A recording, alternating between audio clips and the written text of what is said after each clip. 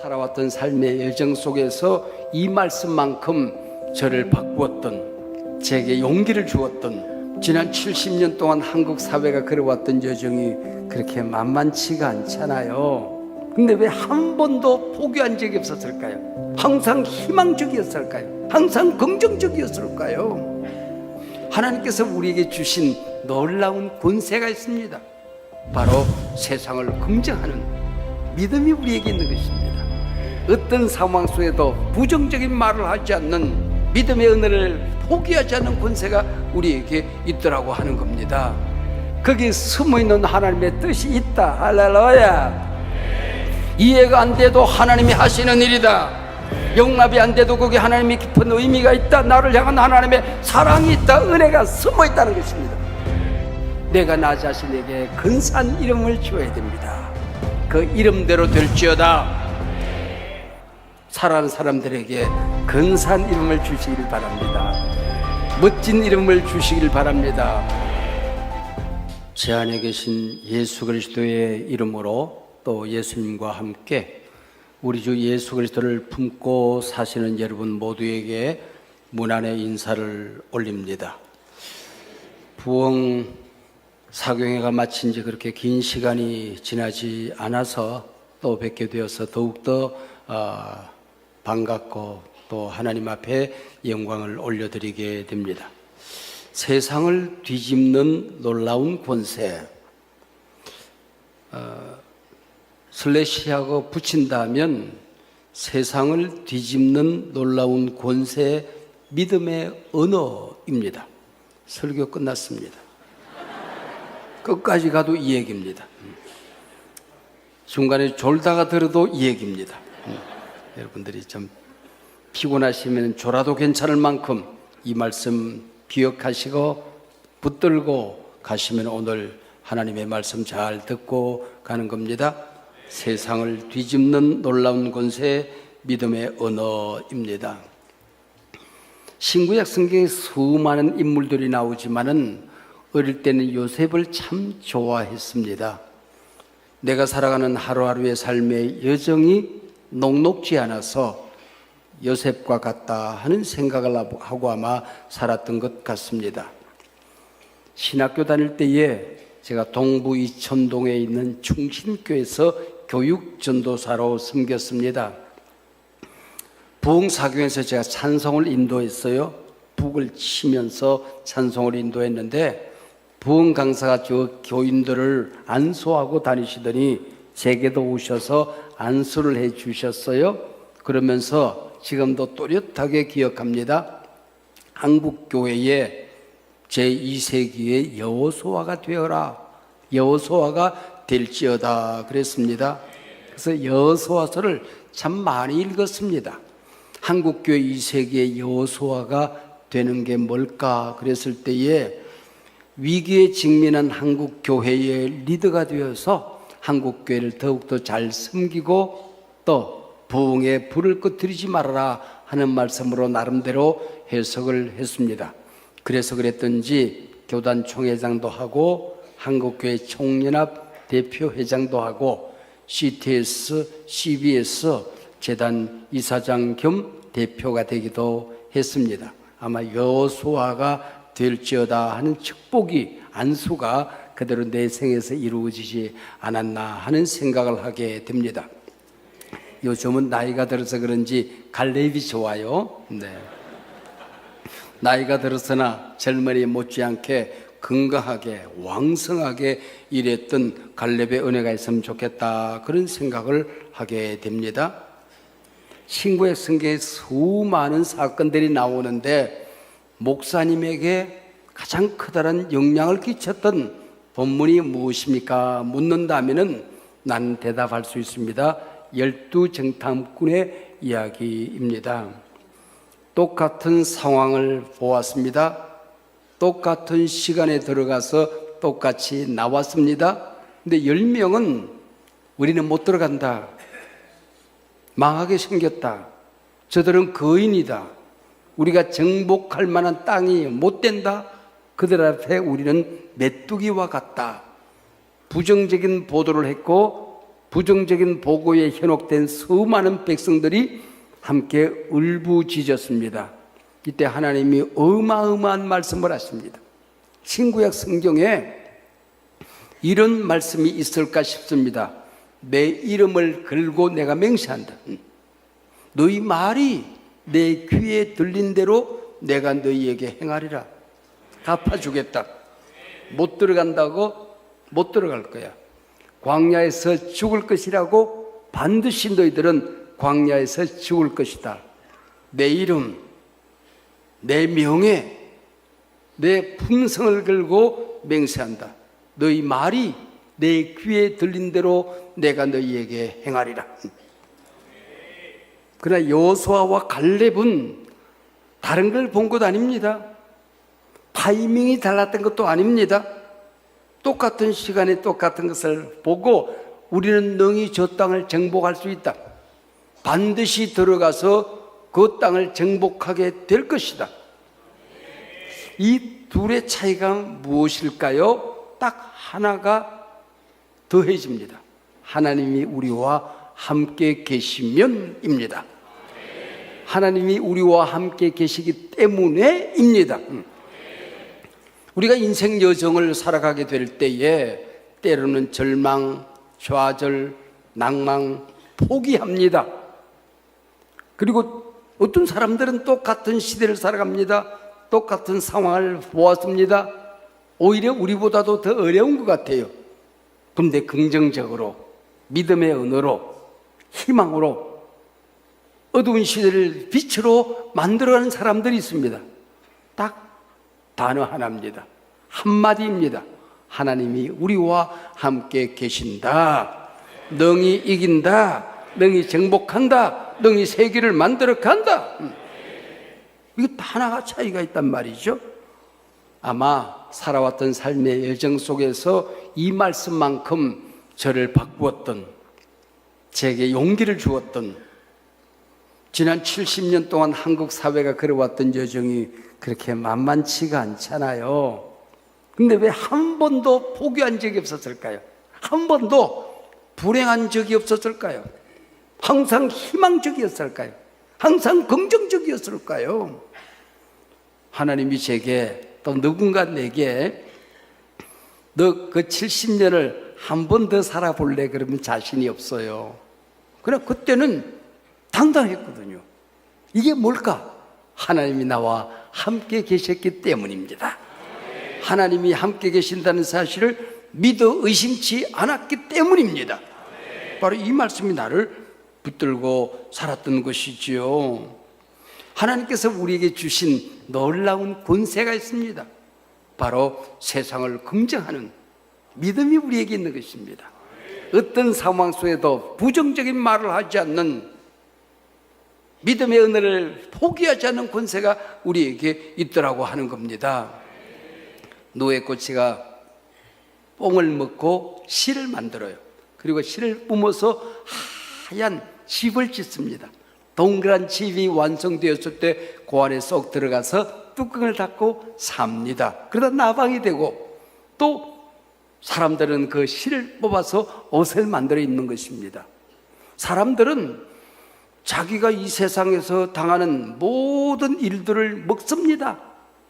부딪히는 모든 상황을 다 먹어요. 그리고 자기 나름의 실을 만들어서 자기 인생의 집을 지었습니다. 자기 말로 자기 집을 지어서 자기가 한 그 말 속에서 살아가는 것입니다. 여러분, 부정적인 말을 하는 사람, 믿음의 은혜를 포기한 사람, 불평, 원망, 비난이 많은 사람이 행복한 삶을 사는 걸 보셨습니까?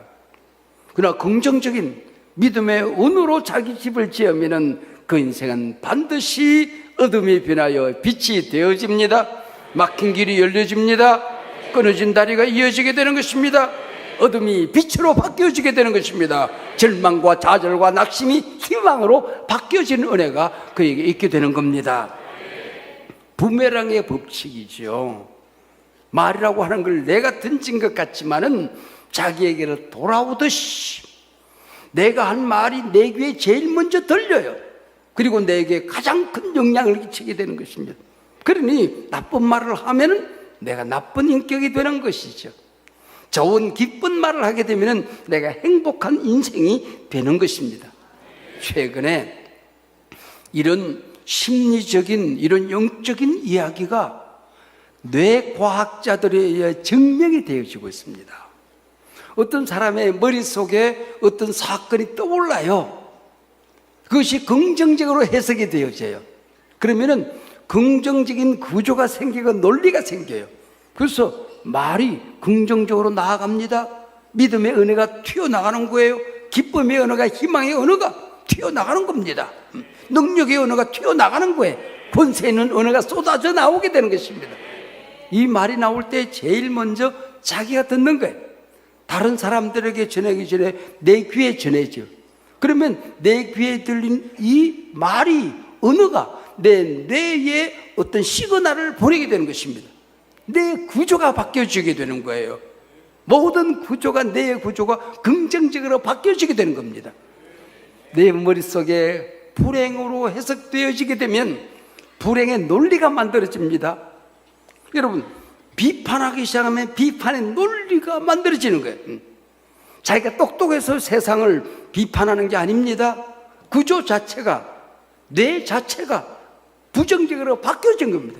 기가 막히게 그 사건에 부정적인 것, 비판은, 그리고 비난의 언어가 만들어지는 겁니다.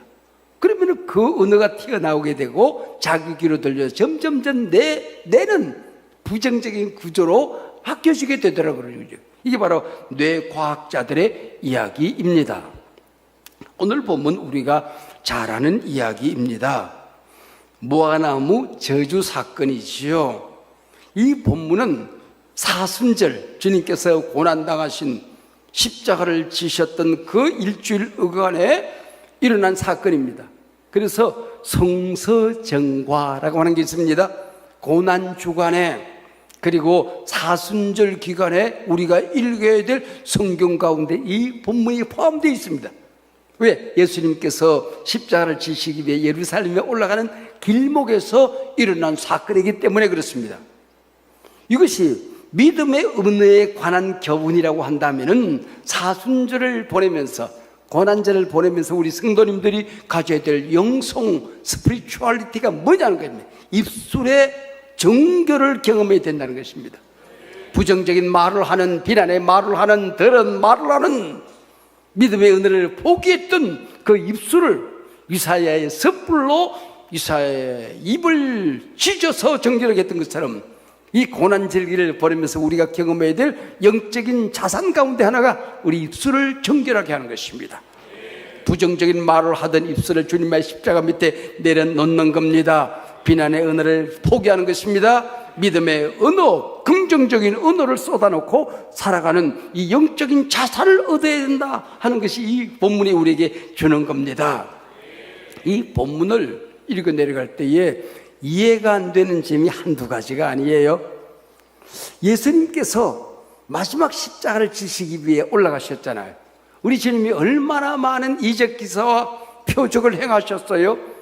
이 마지막 표적입니다. 어쩌면은, 그러면은 긍정적인 표적, 사랑의 기적을 행하실 만도 할 터인데 왜 예수님이 이 거룩한 여정 속에, 이 성스러운 길목에 왜 성스럽지 못한, 거룩하지 못한 저주의 기적을 행하셨을까? 이해가 안 되어요. 예수님이 십자가를 생각할 때 정신이 없으셨던지 제자들하고 나누고 싶은 대화가 참 많았을 것 같은데 제자들에게 말씀하지 않고 귀가 없는 나무에게 일러 말씀을 하십니다. 농장 주인에게 말하는 게 아니에요. 귀가 없는 나무에게 말씀을 하시는 것입니다. 좋게 말해서 말씀을 하신 것이지 시비를 거는 거예요. 나무에게 뜬금없이 시비를 거신단 말이죠. 예수님이 배가 고프셨던지 무화과 나무 가까이 가더니 열매를 구하는 겁니다. 열매가 없는 거예요. 그래서 저주를 행하시는 것입니다. 그리고 그게 붙어있는 오늘 본문의 주석이 퍽 재미있습니다. 지금은 무화과 나무가 열매 맺는 때가 아니었습니다 그랬습니다. 아니, 열매 맺는 때가 아닌데 열매가 없는 것은 너무나도 당연한 일이죠. 근데 왜 열매 없다고 예수님께서 저주를 하시고 때를 쓰시는 것입니까? 때가 아닌데 때를 쓰는 것은 생때입니다.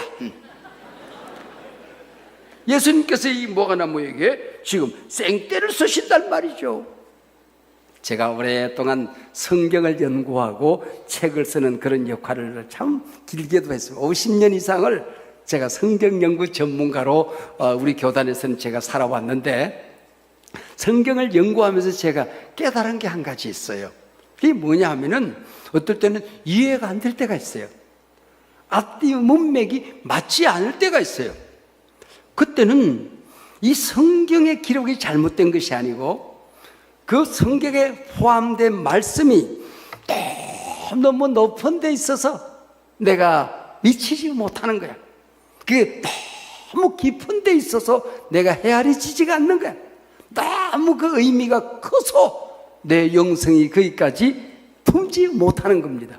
그래서 내가 이해가 안 돼도 하나님의 말씀이다. 내가 설명을 못해도 하나님의 말씀이다.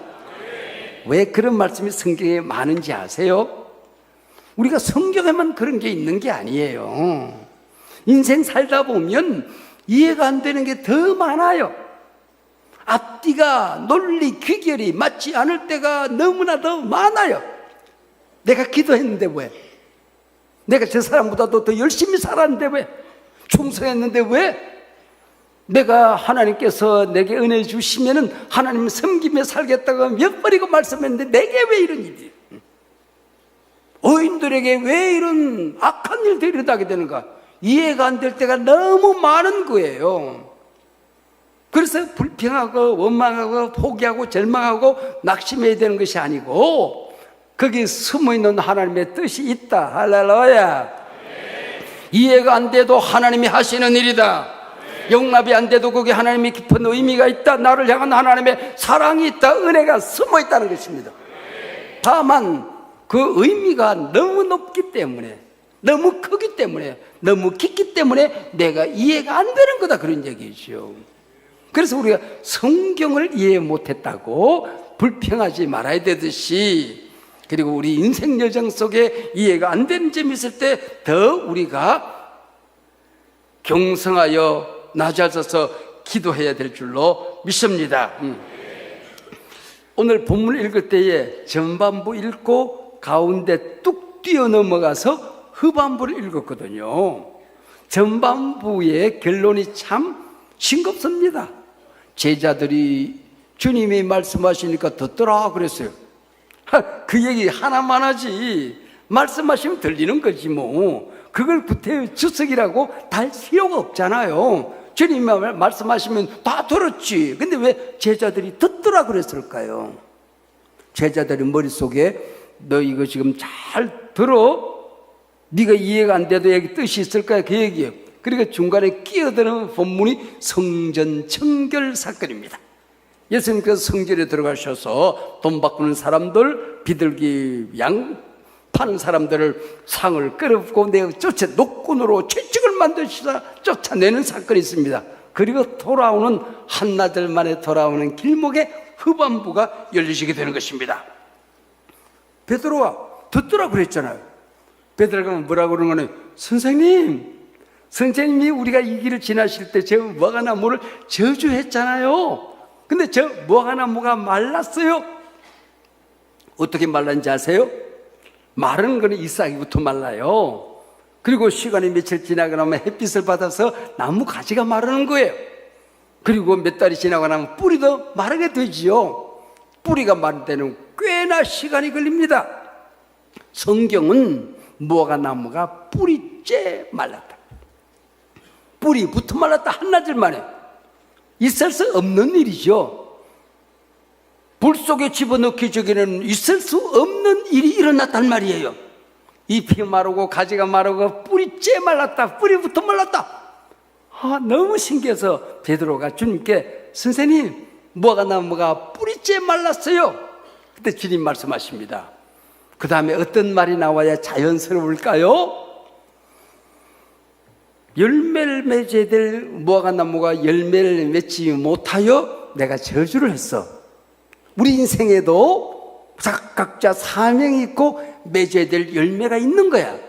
근데 그 사명, 주님으로부터 받았던 비전, 그 열매가 없으면 하나님 앞에 섰을 때 책망받는다.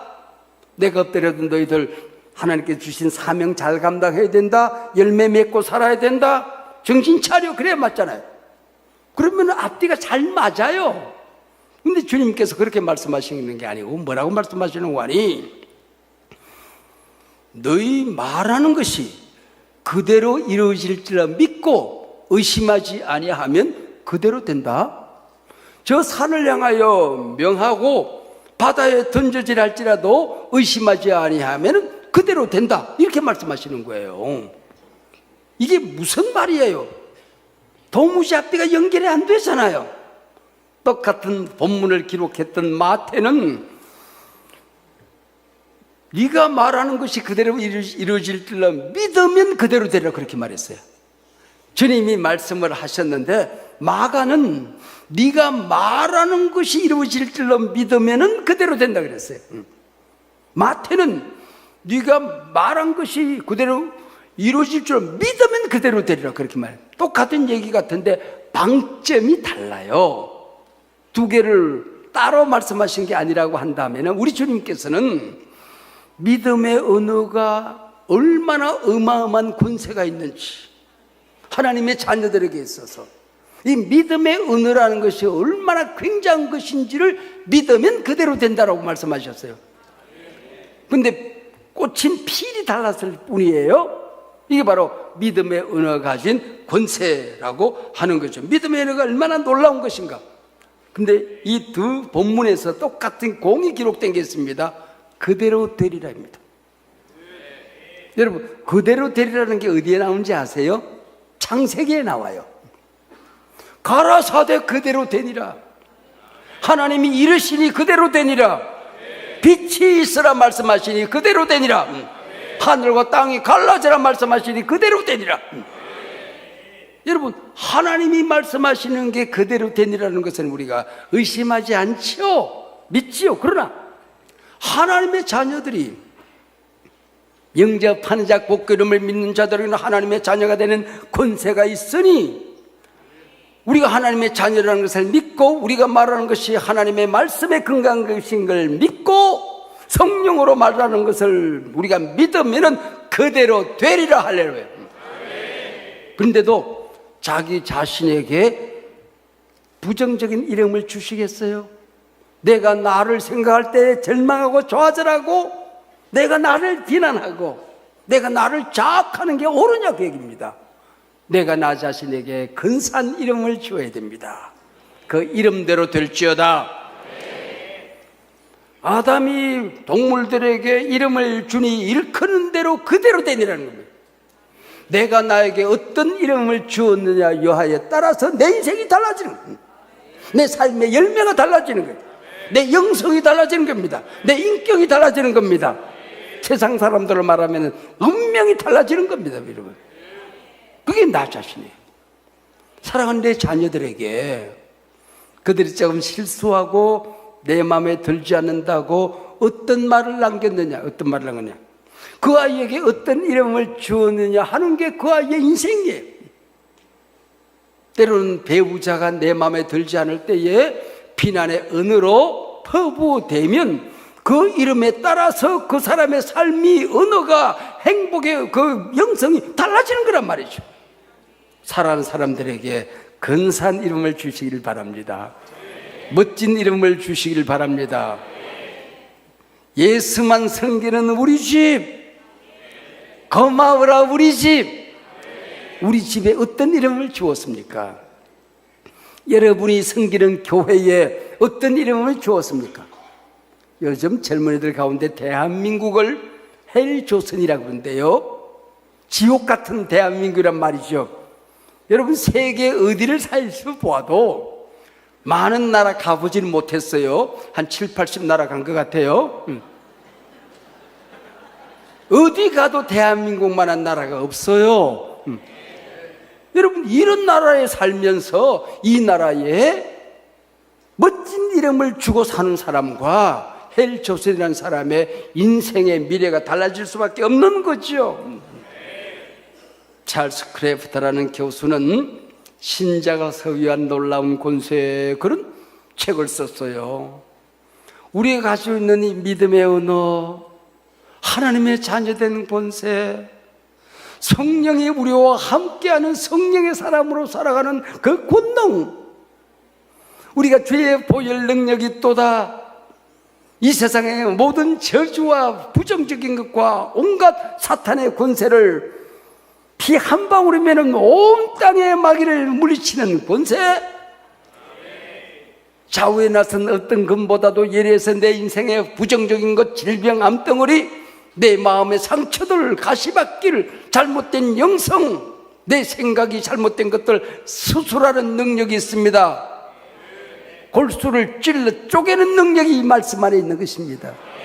여러분, 이 권세를 우리가 누리면서 살아가는 사람과 그러지 못한 사람의 차이가 있더라, 그런 얘기지요. 이 본문은 예수님의 십자가, 고난, 그리고 주님의 부활, 그리고 우리 주님이 승천하셔서 하나님 곁으로 가시고 보혜사 성령을 우리에게 보내주시는 예수님의 생애의 마지막 길목에서 일어난 사건입니다. 이걸 캐리그마라고 그래요. 우리 신약 성경, 우리 신앙생활의 모든 것을 다 가지치기를 하고 나면은 마지막에 남는 걸 캐리그마라고 그래요. 알맹이라고 그러거든요. 십자가와 부활입니다. 이 십자가 사건의 길목에서 일어난 이 사건, 왜 예수님께서 이 무화과나무 저주 사건을 마지막 고난의 길목에서 제자들에게 행하셨을까, 그 얘기입니다. 이 제자들에게 이 험한 세상을 남겨놓아야 돼요. 주님은 하나님 곁으로 이제 가셔야 돼요. 부활 승천하셔서 이들이 이 험악한 세상, 모순된 세상입니다. 앞뒤가 맞지 않는 세상이에요. 모든 제자들이 의를 행하다가 순교하게 됐을 거예요. 거꾸로 십자가에 매달리고 목이 잘려서 죽고 언덕 위에 밀쳐져서 땅바닥에 굴러 떨어져서 죽고 도끼에 죽고 짐승의 밥이 되고, 이런 세상을 살아가며 이들이 이 땅에 교회를 세우고 하나님 나라를 선포하는 이 모순된 세상, 죄악된 세상에서 이들이 살아갈 때에 어떻게 살아가지? 저들에게 마지막 내가 줄 선물이 뭐지? 그래, 내가 이걸 선물로 주고 내가 하나님 곁으로 갈 거야. 그게 뭔지 아십니까? 세상을 뒤집는 놀라운 권세, 믿음의 언어, 할렐루야. 이걸 제자들에게 남기고 싶었던 것이죠. 세상을 뒤집는, 모순된 세상을 바꾸는, 앞뒤가 맞지 않는 세상에 질서를 주는, 지륵같이 어두운 이 땅을 주의 복음의 빛으로 밝히는 능력, 그게 뭘까? 저들에게 이걸 남겨야 되겠다. 바로 그것이 믿음의 권세라고 하는 멋진 이름입니다. 이걸 우리가 깨달아야 돼. 하나님이, 우리 예수님이 내게 뭘 주고 싶었을까, 그 얘기입니다. 그래, 오늘 결단을 하셔야 됩니다. 내가 어떤 일이 있어도 이 입술로 부정적인 얘기, 남을 비판하는 얘기, 저주하는 얘기, 내 상처를 드러낸 얘기, 내 속에 들어있는 게 쓰레기밖에 없으니까 입을 열면 쓰레기가 튀어나오고 냄새가 튀어나오는 거, 이런 인생 살지 말아야지. 믿음의 은혜를 더하리라, 하나님을 영화롭게 하리라, 빛을 선포하리라, 기쁜 소식을 전하리라, 내 자신에게 부정적인 말을 하지 아니하리라, 사랑하는 사람들에게, 내 자녀들에게 멋진 이름을 주면서 살리라. 이걸 우리가 결단해야 됩니다. 이 구조가 잘못되어 있으면요, 좋은 말을 하면서도 나쁜 말로 표현을 해요. 꽃이 예쁘면 예쁘다 그러면 될 텐데 더럽게 예쁘네 그래. 천호영마트에서, 천호영메타 우리 쇼트랙에서 우리 선수들이 금메달, 은메달 때면은 박수 치고 잘한다 그러면 됐는데 더럽게 잘하네 그러면. 왜 부정적인 얘기를 하냐면, 비교하지 마세요. 여러분에게 최상급 인생을 허락하셨습니다. 비교급 인생을 살지 마세요. 어떤 아버지가 백악관의 링컨이라고 하는 책을 읽었어요. 그리고는 꾸중을 하면은 걸핏하면은 링컨하고 자기 자녀하고 비교를 해요. 임마 링컨은 임마 링컨은 너만 할 때 임마 링컨은 이런 상황에서 임마 맨날 비교하니까 아들이 그러더래요. 아빠 링컨은 아빠만 할 때 대통령 했는데요. 비교 한번 해보자 그런 얘기죠. 자기 속에 있는 상처를 드러내서 다른 사람에게 톡톡 쏘는 상처를 주는 분이 계셨어요. 오래전에 제가 만난 분인데 집사님 왜 그렇게 꼭 다른 사람을 콕콕 찌르는 말을 하세요? 그분이 얼마나 아프겠어. 그랬더니 목사님 제가 틀린 말 하는 걸 봤습니까? 저는 바른 말만 합니다 그래요. 그래서 올바른 개소리라고 하는 거예요. 그 바른 말로 하는 게 교회에서 쏟아내지면 그게 개소리 막막 개소리 하지 마세요. 개소리 하지 마세요.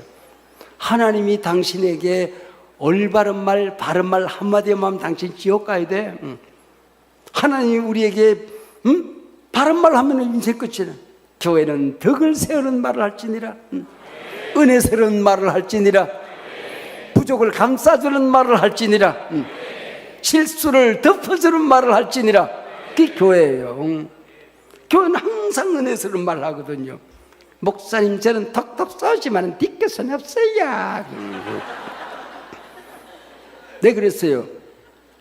쏜 당신이야 뒷것이었겠지만 쏘인 우리는 뒷것이 많다. 누굴 쏘려고 하지 마세요. 항상 덮어주는 말을 하란 말이죠. 나이가 들어가면서 자꾸 옛날 얘기를 하게 되고 자녀들과 또 친구들과 만나도 내 말을 안 하면은 뭔가 놓치는 것 같고 내가 무시를 당하는 것 같아서 말을 할 때가 있어요. 그래서 연세 드신 어른들에게 하는 교훈이 있습니다. 미국에 가면 턱 쏘는 사이다 세븐압이 있거든요. 우린 칠성 사이다가 있었어요. 이 세븐압이 있습니다. 영적인 세계에도 시니어들에게 주는 영적인 세븐압이 있습니다. 첫 번째는 클린압, 영혼을 자기 마음을 자기 몸을 깨끗하게 하고 살아가야 사랑을 받고 존경을 받는다. 클린압. 어디에 가든지 간에 옷 아끼지 말아라. 지금 이 상황 그리고 또 오늘의 날씨 가장 좋은 옷을 입어라. 그거 남겨둬봤자 그건 불태워질 수도 있는 거다. 그래서 드레스업 옷을 항상 단정하게 입는 법을 배워라. 그렇게 이름해요. 그리고 어디에 자꾸 웅크리고 어디 나가는 걸 꺼려 하는데 쇼업 어디든지 나가라. 기도 자리는 반드시 나가라. 밤새워 기도하는 자리 반드시 나가라. 친구들을 섬기는 자리 나가라. 봉사하는 자리 나가라. 그런 기록에 있으면 쇼업 자기 자신을 보여주라 그래요. 웃는 것만 해도 전도다. 웃고만 다녀도 선교다. 치여라. 항상 명랑하고 밝으라 그래요. 오메가 시계가 저 시계 바늘이 2개 밑으로 있는 거 이런 거 없습니다. 10시 10분 웃기끔 만들어. 바로 그것이 치열함. 그리고 냉면 한 그릇도 먼저 사주는 페이악. 주머니 열어라. 주머니 여유가 있으면은 그거 아껴서 뭐 할까. 하나님 앞에 항상 페이악. 그리고 밖에서 열심히 살다가 집에 들어갈 때에 그냥 서서히 시퍼러들어 말고 날개를 접어라. 기밥 포기해라. 자기 자녀과 사랑하는 가족들 공동체에 들어갈 때 속아주어라. 참아주어라. 기다려주어라. 날개 펼치고는 집에 새가 둥지하면 못 들어간다. 날개 접고 기밥하고 들어가거라. 이게 자기를 포기하고 들어가는 겁니다. 마지막에 중요한 거 제가 말씀드릴게요. Shut up. 말 많이 해야 내가 존재감이 드러나는 게 아니다. 항상 들어주어라. 들어주어. 그리고 칭찬해라, 격려해라. 그랬구나. 감탄해라, 감탄해라. 긍정해라, 인정해라, 격려해라. 이게 바로 세상 살아가는 삶의 지혜이라 그랬어요. 사랑하는 여러분, 에모도 마사로의 물은 답을 알고 있다 하는 책이 있지 않습니까? 이 물 한 그릇도 어떤 말을 듣냐에 따라서 물의 성분이 달라진대요. 성질이 달라진다는 겁니다. 이 물이라는 게 희한해가지고 전 세계 언어를 다 알아듣는데요. 왜? 파장이 다 같대요. 긍정적인 말은 다 세계 어디에 가더라도 똑같대요. 사랑합니다와 I love you와 이 힐레의 뒤에가 다 파장이 같대요. 얘가 알아듣는 거예요. 아프리카 추장하는 말로 무랑버리나 와라가 샤카라카 붙다는 거 여기 알아듣는다는 얘기예요. 그래서 긍정적인 말을 하는 공동체 안에 물이 있으면 물이 육각수로 변한대요. 이 육각수는 치유의 능력이 있습니다. 우리 삶에 긍정적인 시그널을 주는 물이 된다요. 근데 이 물이 부부싸움 하는 거, 신경질 부리는 거, 비난하는 거, 듣지 말아야 될 말을 듣기 때문에 육각수가 깨진대요. 독이 생긴다는 거예요. 먹는 모든 물들은 몸에 긍정적인 영향을 미치지 못한다는 겁니다. 물은 답을 알고 있다. 1956년이니까 꼭 70년이 되었네요. 6.25 이후에 그 밀가루 한 포대를 가지고 길거리에서 빵을 굽는 아저씨가 있었습니다. 빵을 처음 구울 때에 하나님 앞에 기도를 했어요. 그리고는 하나님이 주신 감동이 빵을 굽는 이 손이 하나님의 손이라면은 어떤 마음으로 빵을 구울까? 내가 구운 이 빵을 먹는 사람이 하나님이라면은 어떤 자세로 밀가루 반죽을 하고 앙꼬를 넣고 빵을 구울까? 그래서 이 빵의 이름을 하나님의 마음 그렇게 붙였어요. 평생을 하나님의 마음으로 빵을 만들고 빵을 접대하면서 살았습니다. 10년이 지나고 20년이 지나고 금년에 꼭 70년이 되었습니다. 70년이 되는 사이에 이 빵집 하나가 우리나라에 있는 모든 파리바게트에 매상고를 능가합니다. 스타벅스 대한민국에는 모든 커피숍에 세금보다도 훨씬 더 많은 세금을 냅니다. 뚜레쥬어가 빵을 많이 파는데 뚜레쥬어의 매상고와 세금을 훨씬 더 능가하는 빵집 하나가 우리나라 전국에 있는 이 프랜차이즈보다도 더 많은 매상고를 올린다는 겁니다. 그리고 이 빵집은 대전에만 있습니다. 6개를 대전 시내에 있는데 이 빵을 만들 때 대전과 함께 빵을 만들겠다고 하나님 앞에 약속을 했어요. 그래서 대전에만 있어요. 대전에만 있어요. 감이 오셨죠? 네, 성심당 빵집입니다. 여러분, 성지순례라는 말이 있잖아요. 여기서 빵지순례라는 말이 나왔습니다. 연인들이 KTX를 타고 대전에 가서 성심당에 가서 빵 하나 먹고 딸기 시루 케이크 32,000원에 사가지고 와서 집에 와서 온 식구가 사흘을 먹어도 남습니다. 이게 빵지순례라고 하는 겁니다. 그리고 오후 5시가 되면 문을 열고 모든 빵을 시니어 센터에다가 또 고아원에다가 장애인 시설에다가 갖다 줍니다. 요즘은 5시에 문을 닫기도 전에 빵이 떨어져요. 그래서 문을 닫고 새로 빵을 만들어서 시니어 센터도 그리고 고아원에도 장애인 시설에도 이 빵을 나누면서 사는 성지순례의 빵지순례의 본부 성심당 하나님의 마음 빵집이 된 것입니다. 내가 나 자신에게 어떤 이름을 주느냐, 내 사랑하는 자녀들과 사랑하는 사람들에게 내가 생기는 공동체에 어떤 이름을 주느냐에 따라서 모든 것이 달라지는 권세가 우리에게 있습니다. 세상을 뒤집는 놀라운 권세, 믿음의 언어입니다. 기도하시겠습니다. 하나님 아버지 감사합니다. 하나님께서 귀한 은혜를 주셔서 이 고난절기 사순절 절기에 하나님 주님의 말씀을 상고했습니다.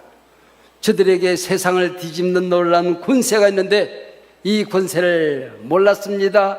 누리지 못했습니다. 열매를 보지 못했습니다.